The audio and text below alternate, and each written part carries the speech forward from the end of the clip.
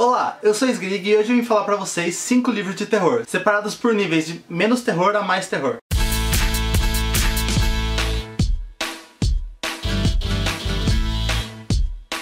Esse vídeo era pra ter saído ontem, porque é Halloween, mas eu acho que algum serial killer acabou raptando o cartão de memória da câmera, eu não sei onde vai parar, precisei comprar outro e segue o baile. De qualquer forma, a gente ainda tá na semana do terror, hoje é considerado o Dia dos Mortos, então tá tudo certo. O primeiro livro que eu vou falar pra vocês, do nível mais fraco de terror, quase nada, é Joyland, do Stephen King. Se olha essa capa, parece que vai ser um puta livro de terror, mas não tem quase nada de terror. E vai contar a história do Devin, que ele começou a trabalhar no parque de diversões Joyland pra esquecer a sua ex-namorada. Porém, chegando lá, ele descobre uma lenda local de uma menina que foi assassinada alguns anos atrás e o caso foi fechado e nunca foi desvendado. Mas segundo a lenda, o seu espírito ainda assombra o trem fantasma. Então ele resolve dar início à própria investigação para desvendar esse crime que nem a polícia conseguiu.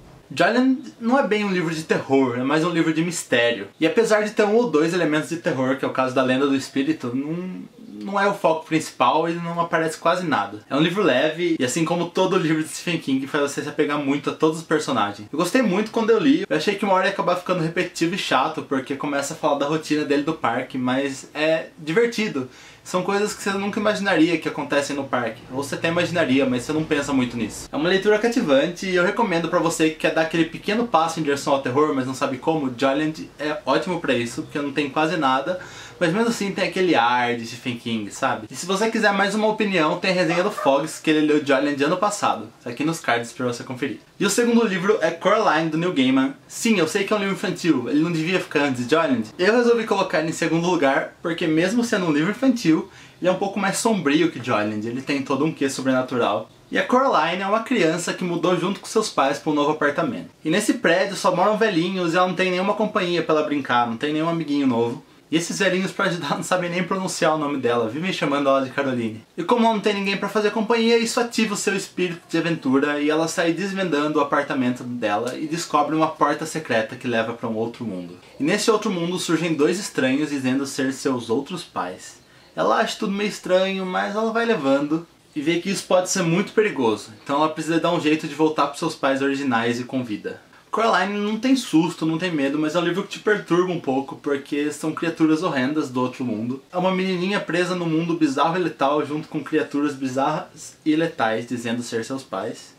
Sem falar em outras criaturas que aparecem no decorrer da história. Porém, ela consegue enfrentar todas as situações com coragem e inteligência. Eu particularmente amo quando os personagens são inteligentes e conseguem usar a lógica, não tomam atitudes burras. E por se tratar do ponto de vista dela, você não sabe se as coisas que aconteceram são de fato reais ou só aconteceu na mente infantil dela. O terceiro livro é Suicidas, do Raphael Montes. Um ano após um trágico incidente que resultou na morte de vários adolescentes de elite do Rio de Janeiro numa brincadeira de roleta russa, uma delegada resolve reunir todas as mães deles para ler as anotações feitas por um dos suicidas durante o evento, tentando entender o que aconteceu que levou eles a fazer isso. Suicidas é um livro de suspense e foi o primeiro livro publicado pelo Raphael Montes e foi relançado agora pela Companhia das Letras. E também foi o primeiro livro dele que eu li, que me fez ficar apaixonado pela escrita dele. E é um livro um pouco pesado, principalmente com alguns gatilhos para quem sofre depressão ou tem alguns pensamentos suicidas. E apesar disso, como o livro é separado em antes, durante e depois, não em ordem cronológica, ele é intercalado, você acaba se aproximando muito dos personagens, você vai sentindo a dor deles, você vai sentindo o motivo deles terem feito isso. Alguns são até meio egoístas, mas é um livro que eu gostei muito. Se você tiver uma mente bem tranquila, eu recomendo você ler. O quarto livro que eu tenho para indicar é O Cemitério, do Stephen King também. E vai contar a história de Louis, que consegue um novo emprego numa universidade e se muda para uma cidadezinha mais afastada com sua esposa e seus 2 filhos. Em uma de suas explorações pelo local, a vizinhança, etc., ele encontra o cemitério, com S-I-I, cemitério. É um cemitério de animais onde gerações de crianças enterraram seus animais de estimação e também foi o primeiro contato delas com a morte em si. Porém há outro cemitério nas redondezas, um mais sedutor que vai testar todas as suas vontades e que a proposta pode parecer interessante no começo, mas pode acabar com sua vida. Mais um livro de Stephen King, só que dessa vez o mais pesado, tanto que está no nível 4 de terror. E é um livro que vai te perturbar, se você não é tão acostumado com o terror, talvez não te deixe dormir à noite. Ele anda naquela linha tênue entre a vida e a morte, mas se você não se assustar fácil e tem o terror como um bom amigo, O Cemitério é um livro ótimo para você ler. E também tem resenha desse livro aqui no canal, só que dessa vez pelo Carone, e foi a primeira vez que ele leu Stephen King. Vai lá ver o que ele achou desse livro. E por último, o nível 5 do terror é A Noite dos Mortos-Vivos e a Volta dos Mortos-Vivos, do John Russo. E é um livro com 2 histórias escritas pelo John Russo, que foi co-roteirista do filme A Noite dos Mortos-Vivos, junto com George Romero. O filme é de 68 e foi a primeira vez que os zumbis foram apresentados como eles são hoje em dia, que eles comem carne humana, eles comem cérebro, e foi responsável pelos zumbis como eles são hoje, em The Walking Dead, em Madrugada dos Mortos, etc.